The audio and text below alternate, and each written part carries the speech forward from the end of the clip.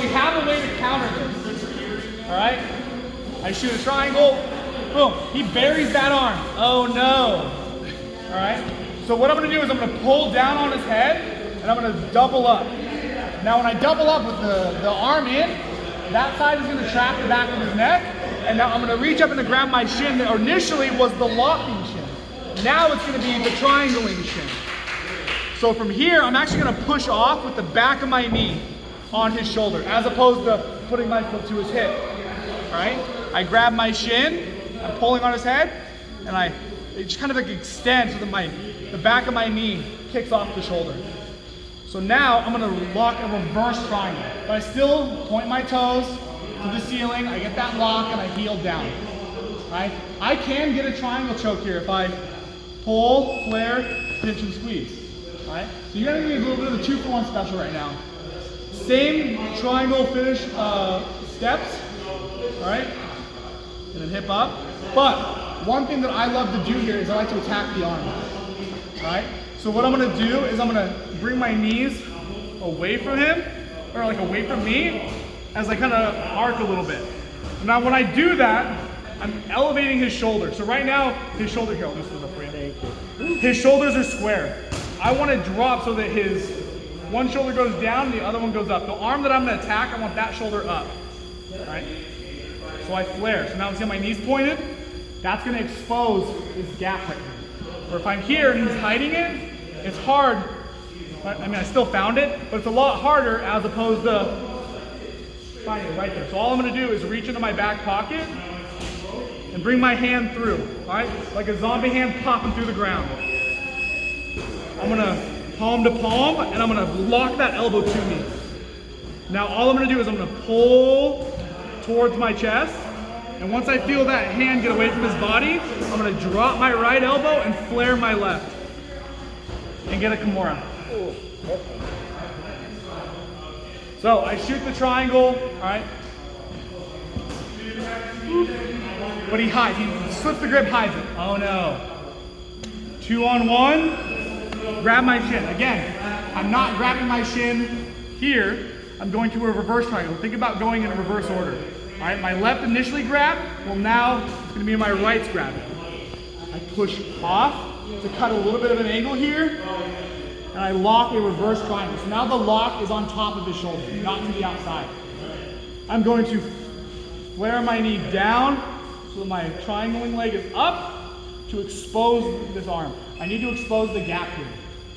Now if he connects his hands, which some people will, I'm not worried about it because I'm still gonna reach in between and bring my hand through like a zombie hand coming out of the ground. Now he's holding, now his left arm is being pulled in really far underneath his body. So the flexibility of his shoulder going to his center line is gonna be about maxed out. So once I connect my hand and I pull my hand to me, it's gonna pull that even tighter, and a lot of time their grip will break. Because the flexibility and range of motion of their shoulder, there's nothing left. Does that make sense to everybody? Is that confusing at all? Cool. All right? So I don't want to go here and then flare. I want to get my hands connected and then bring that elbow to my chest. Drop my right elbow and I flare my left elbow up. Here.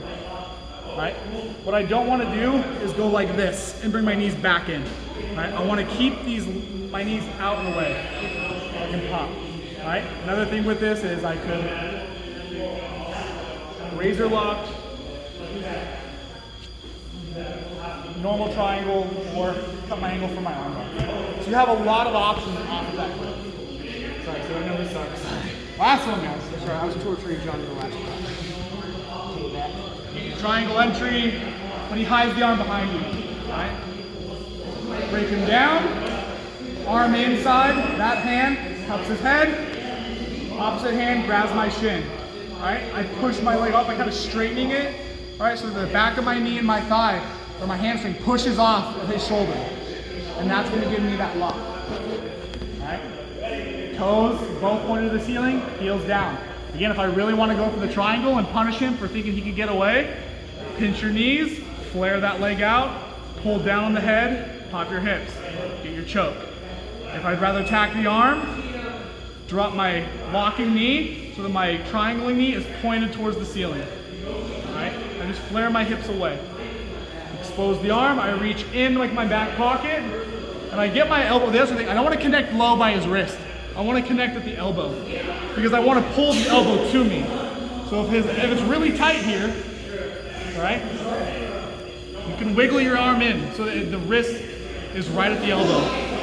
Connect my hands and I pull to my chest, all right? If his hands are still connected here, just stretch away, all right? I just start stretching away and then drop my elbow and raise the locking side, all right?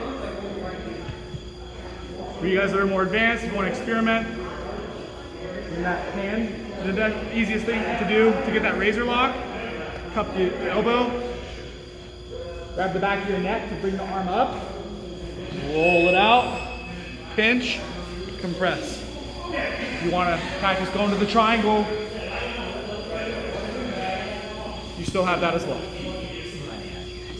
So I would say, let's do white belts, blue belts. Let's focus on the triangle, the reverse triangle with the Kimura. Purple belts and up, feel free to adjust into the traditional triangle if you want to.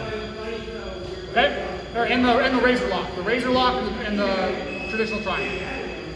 If you want to, not a requirement. Any questions?